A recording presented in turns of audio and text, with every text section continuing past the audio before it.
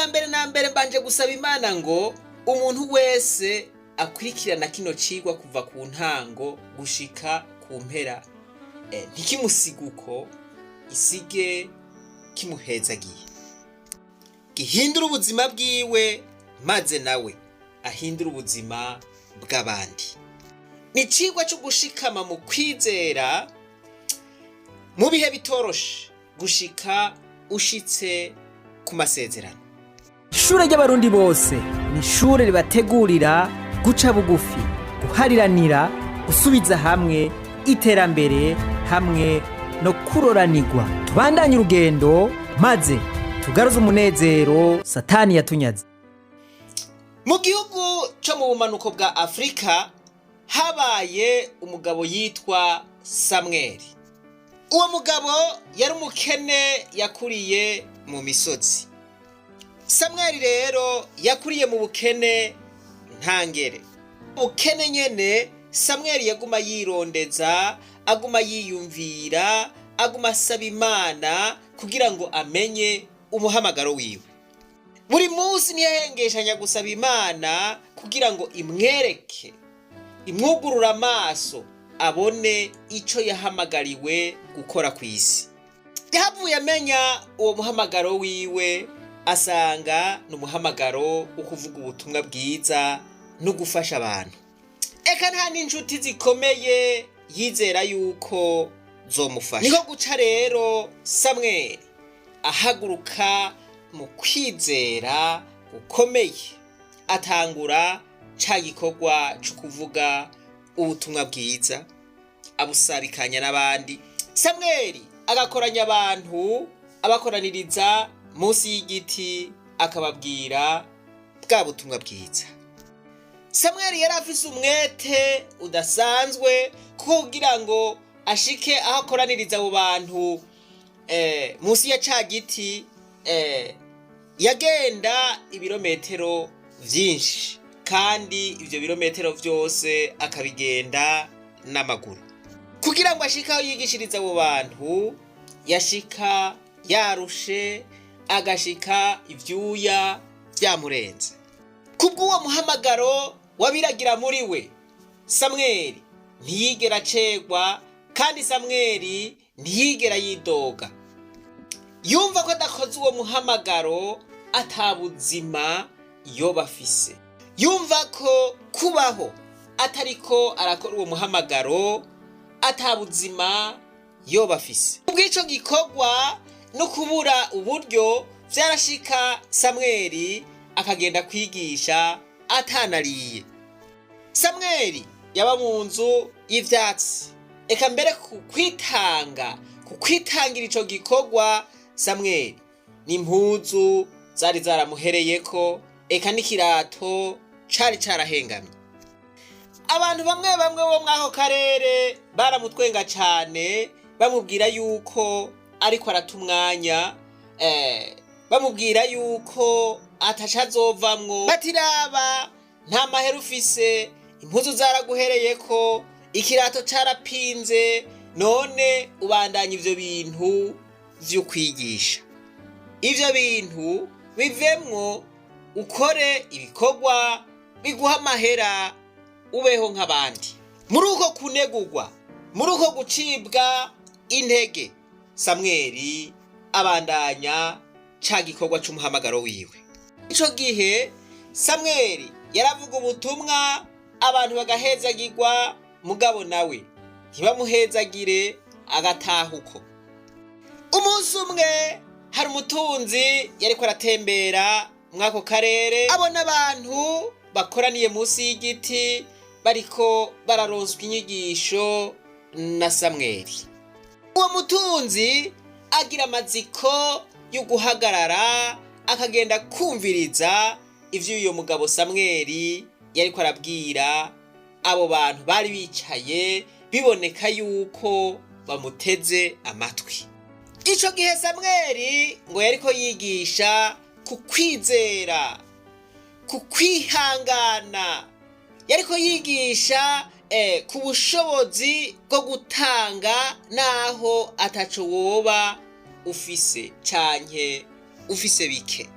umutunzi nawe yitwa Dawidi yarazi yuko agomba yumvirize aca agenda, hanyuma asanga biraryoshe, arahezagirwa cane n'izo nyigisho na nyarirya yariko araca mu bihe bitoroshe mu buzima bwiwe.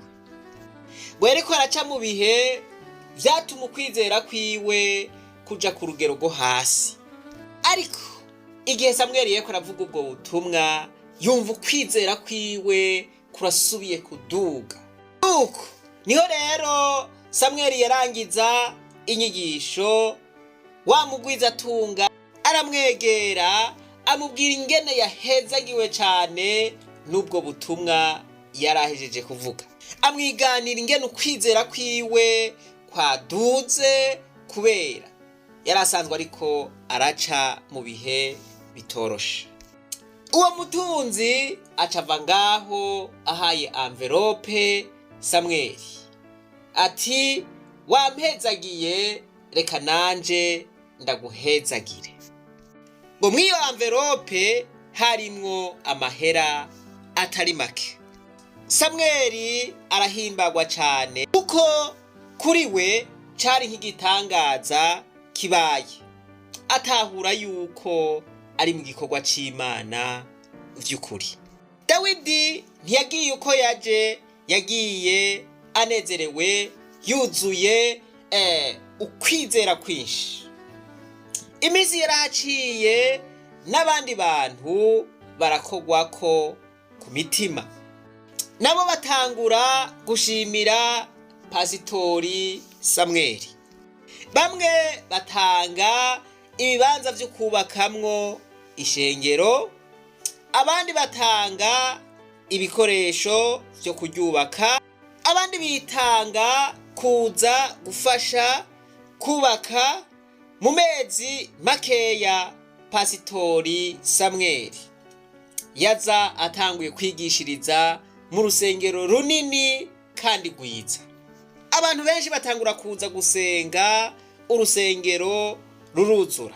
Uko baba benshi niko n'umugisha wiyongera, abantu bagatanga imfungurwa, impuzu, amahera, bakavuga bati ntidukeneye kubona umukozi w'Imana Samweli hari ico abuze. Uko imisi yahaca niko ubuzima bwa Samweli bwarushiriza kugenda buba bwiza. Ubutumwa bwa Samweli bwahavuye butangura gushika no mu bindi bisagara bibanyi, atangura gutumirwa mu bikorane bikomeye mu bisagara binini binini. Abafasha Samweli baba benshi, aronka umugisha mwinshi, acatangura porogaramu zo gufasha abakene, abafashisha imfungurwa, abana bantaho nikora, arabigisha. Abantu bafise amikoro make mw'iryo shengero bavugwa ku buntu. Ivyo bikorwa biraguka cane, atangura kugira amasikirisare y'iryo shengero hirya no hino mu karere. Ako karere karatera imbere cane, abantu baranezerwa. Samweli atangura no kwandika ibitabo bivuga ku rugendo rwiwe rwo kwizera.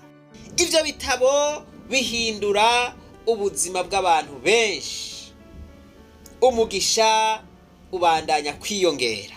Samweli aba umukozi w'Imana, yongera aba n'umutunzi. Umugisha yaheshejwe n'abantu yahezagiye watumye igikorwa c'Imana gishika kure, gihindura ubuzima bw'abantu benshi.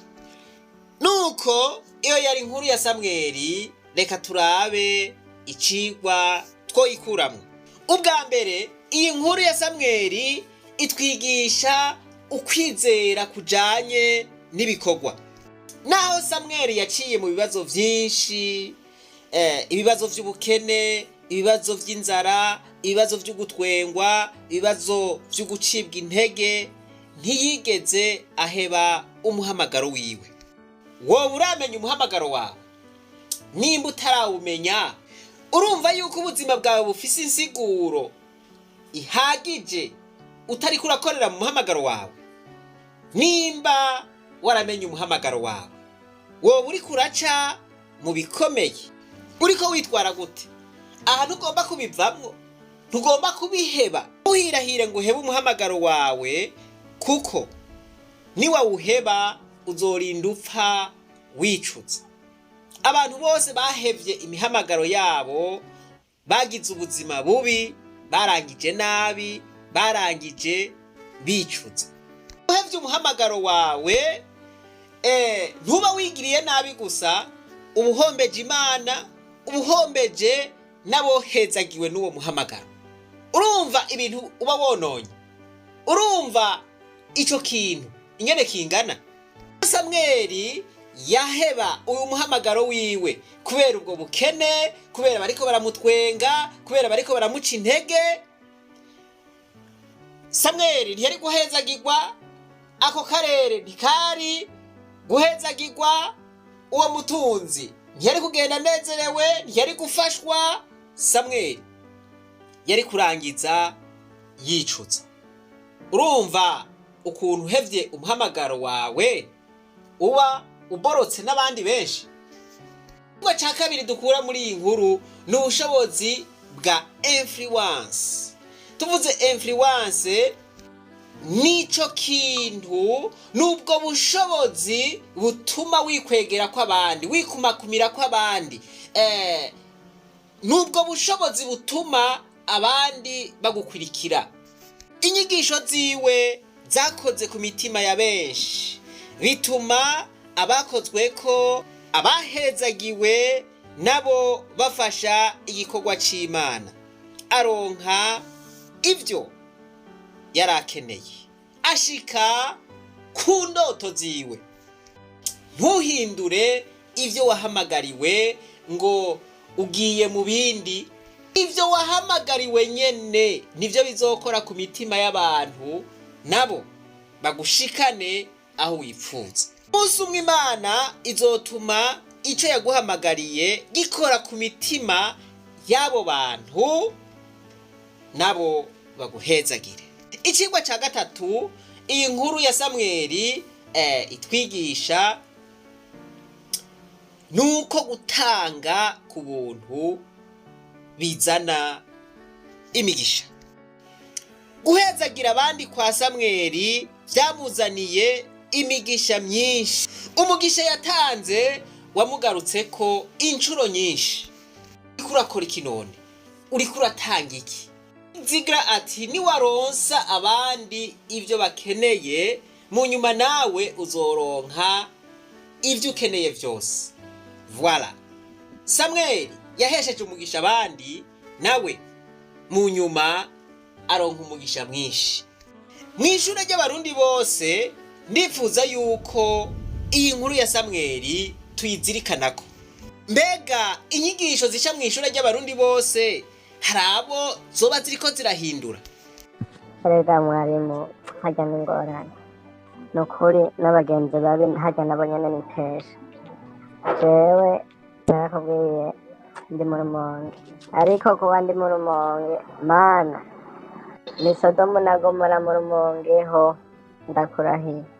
Ariko gusa kandi jewe ntaco niyagiriza n'imbere y'Imana, ariko bivanye n'abagenzi babi, harya n'abagenzi babi nabo nasanze barahindura umutima w'umuntu vrema, barahindura umutima w'umuntu, agasanga ariyumviriye nabi, ariyumviriye kuja muri za ngeso kandi atavyo yarahorana, atanico vrema abuze mu rugo rwiwe, muga agasanga yagiye muri izo ngeso mbi bivanye n'abagenzi babi.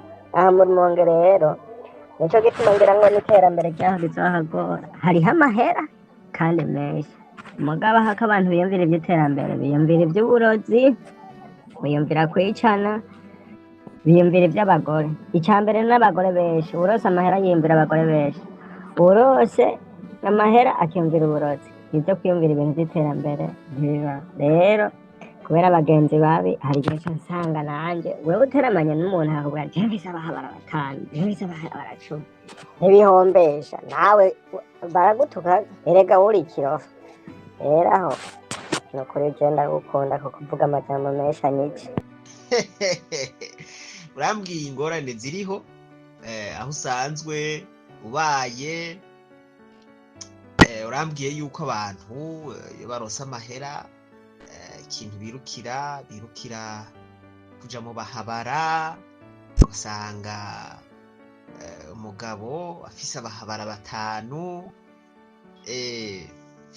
ugasanga abandi bariko biruka mu vy'uburozi mu kuroga abandi nagomba ndakubaze rero ku giti cawe zirya nyigisho vy'ukuri zoba zaraguhinduye ko uravuga yuko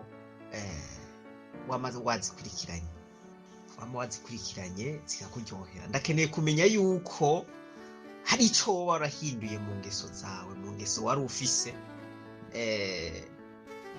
kugira ngo numve kabisa ko zashitse no mu misokoro kuko ndazitanze ukazumva gusa hanyuma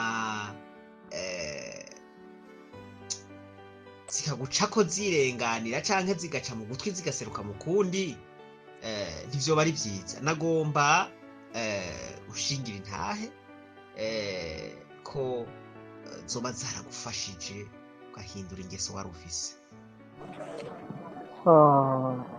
Mwarimu si kunyigisha gusa yarampinduye pe yarampinduye apana kunyigisha si kunyigisha gusa ahubwo inyigisho zawe zarampinduye zingira ikindi kintu niyo mpamvu ndiho nakubwira ubu ugasubira kuvuga ati dukora igikorwa nzokwirukira upfa mugabo mpaka nanje ndakwereke yuko ibyo ukora bingera ku mutima sinifuza kuba mu maboko maramaza sinifuza kuba basi sinifuza kuba inyuma ndifuza kuba imbere ndagukunda cyane urabona cyane n'umutima wanje wose kandi Imana ikuzigame icyompa tukagira nk'abarundi nka 50 nkawe ariko naho baba 10 ndibaza yuko twogira amahoro. Umva yuko mu ishure ry'abarundi bose hariho abantu bariko barakira hariho abantu bariko barafashwa kubera inyigisho ziriko zirabahindura bonisi ziriko zirabahindura. Hari umuntu kuri Imana iguhezagire iguhumugisha je n'ukuri hari ibintu mbura ubwenge mbura ukuntu nobivuga hari ibintu ntamwe ikigo ukora havuga ati none uyu muntu gamana ubwo se w'Imana nyene yari yaduhamagariye kabisa abarundi nuko dufunze igitambara ku maso ngo kubesha birandengwe birarenze ubwenge bwarandika turabigushimira twebwe nk'abarundi imbaga nyamwinshi ndabizi ko tugushimira cyane rwose ashitera imbere nk'umuzinga kandi shishikare kukuturindira ingabire idasanzwe ku Burundi kabisa. Nka cya kigwa urigeze kutwigisha cya Michelle Obama na Obama ukuntu bagiye barahura n'imbogamizi mugabo ntibacika intege ibintu byahaye imbaraga birasubira biramvyura nanjye nari mu bintu byo gucika intege nadendebukiwe nari mfise ahantu ndiko ndarondera parasera mugabo nkagira ahantu ndiko ndarondera agaparasera nkavuga ati aha hantu nanje niho nshaka umuntu wese yambwira ati aha hantu we nuko hashaka nta bantu bari muri Saudiya bagihagura aha hantu hagura abantu bafise amahera ariko n'ahantu hari hanazimvye cyane mugabo arambwira ati wewe udashaka kuzohera hiyo mubara uraho mukwiranye maze kumva kijya kigwa wamenga ni nk'umuntu ancometse muri prise nukune cye numva ngize murare ndagira umwete wo gusubira gukora kugira ngo ngwize ayo mahera mwarimu nukuri aho hantu n'ubu narahaguze abantu bose baratangaye kabisa nukuri muradukura ahantu mukadushikana ahandi Imana izibahembera ibihetangabo kenshi kandi twebwe abarundi ntitworonka kuntu dushima ntitworonka kuntu tugushimira oya nukuri Imana iziguha umugisha. jewe umugambi nawumvise nawutahuye Imana izoduhezagiza uburyo niko tuzobutanga ego asha nawumvise kabisa mwaca mutangura. Murumva yuko hari abantu bariko bava ku rwego baja ku rundi kubera inyigisho zica mu ishure ry'abarundi bose. Ntahe zose tuzizanye icigwa coba kirekire cane. Muri intumbero rero twavuze duti twarabonye kode, twarabonye ibinezera, ibifasha abarundi. Ubu rero aho hantu niho tugomba dukubite neza. Dukubite neza aba bantu mwumvise bageze kuri uru rwego baruveko bamijukire ku rundi. Duti muri uyu mugambi twawise tubane amahoro. Tuze duti tugomba gushiraho umugwi w'abakinyi bazokina ubuzima bwose bw'igihugu. Ukini vy'abana murabona yuko imico n'akaranga biriko biratituka, indero y'abana iratituka.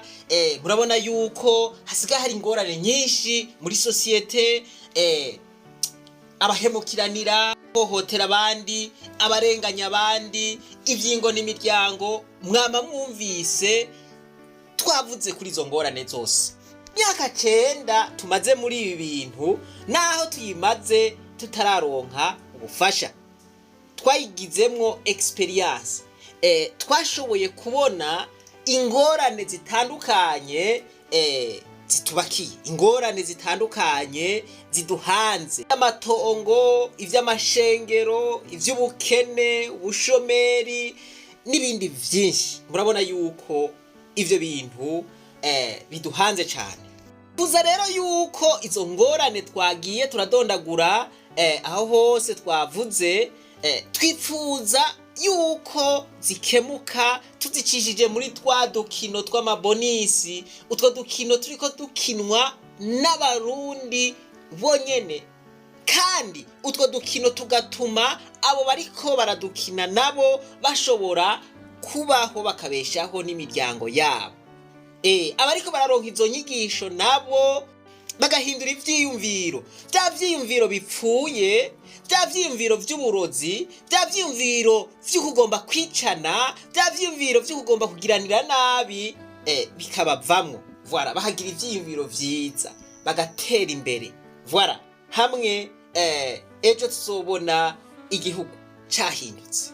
Voilà, igihugu cabaye igihugu ciza gusumba uko twagisanze. Mwibuke rya jambo rya Baden Powell yavuze ati mugerageze muhindura isi ibe nziza gusumba uko mwayisanze. Voilà, ibintu vy'amacakubiri, ibintu vy'amoko murazi yuko bitugejeje habi. Batagira isoni zo kubandanya babikorerako, babikoresha. Ivyo rero bigatuma ivyononekara biguma vyononekara, bigatuma imitima y'abarundi ibandanya yononekara. Voilà, muri utwo dukino vya bindi twama tuvuga vyo guharirana, vyo gusubiza hamwe, vy'iterambere, vyo kuroranirwa, vyo kugaruza umunezero satani yatunyaze.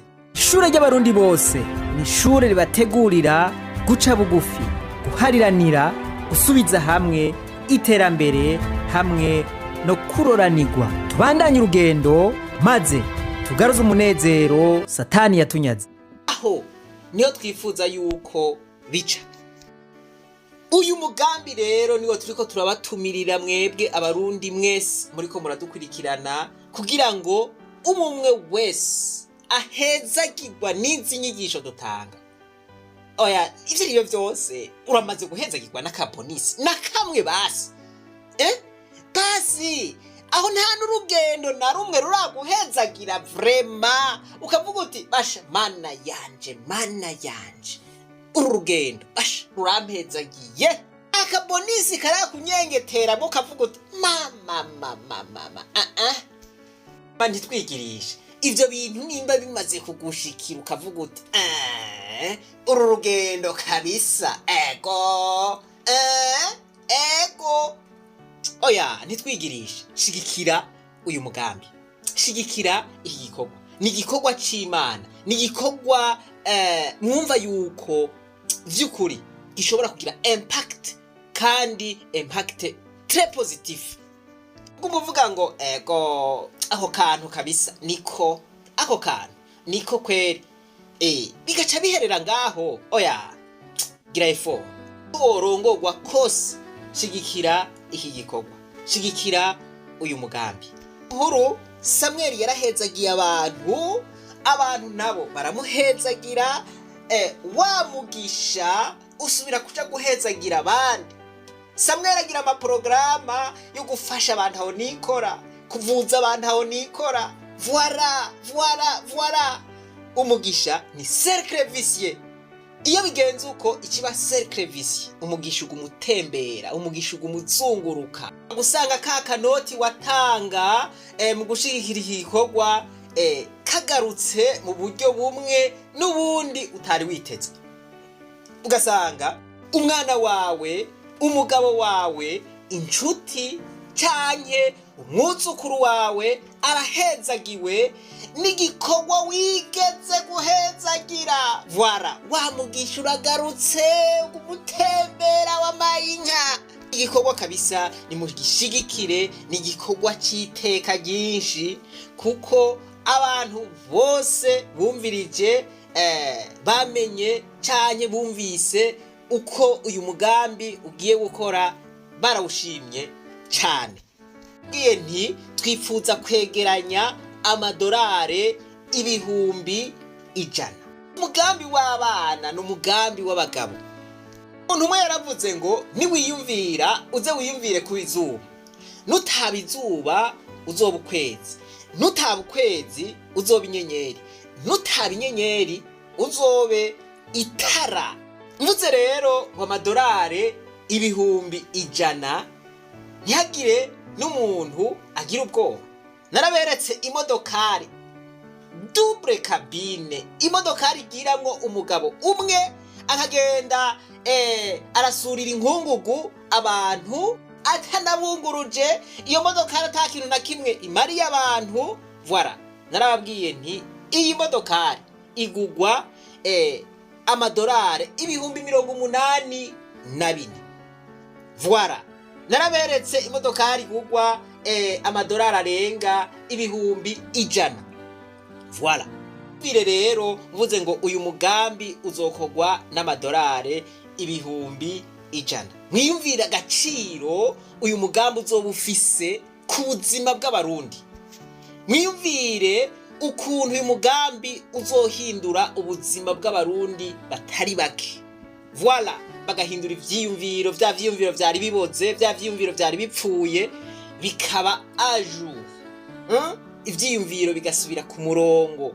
Voilà, rero tugomba tuduze ukwizera kuje kuri max, ku rugero rwo hejuru mu kwegeranya ubu buryo, kandi ndizeye yuko tuzobishikako. Igisho rero idufashe, iduhezagire, twese twumve ico dukwiye gukora. Bagikurikira ngomba ndabaha icigwa cyo kuduza ukwizera. Voilà, nimba ukwizera kwawe kwari hasi, witege yuko ugomba kuje ku rugero rwo hejuru cyane. Voilà, ariko wamuzirikana ko ukwizera utegerezwa kuguherekeresha ibikorwa. Jewe ndizeye ntakekeranya yuko wewe wumvirije iki cigwa kiguhezagiye. Imana rero nisubire iguhunda imigisha yayo myinshi. Ibisigaye reka twibananize rwa rugendo rwacu, maze tugaruze umunezero Satani yatunyaze. Umuntu atarashike mu ishuri ry'abarundi bose turamuhaye kaze. Wese aza kumva iki cigwa kikamushika ku nyota, kikamuhezagira, kigasubira kikamuhezagira, akumva yoshobora gushigikira umugambi uko ashoboye. Arashobora kutwandikira kuri iyi nimero, natwe turamwiteguriye kumwakira. Ubuhinga bwaravyoroheje, aho uri hose birashoboka yuko ushobora gushigikira iki gikorwa bikagenda neza.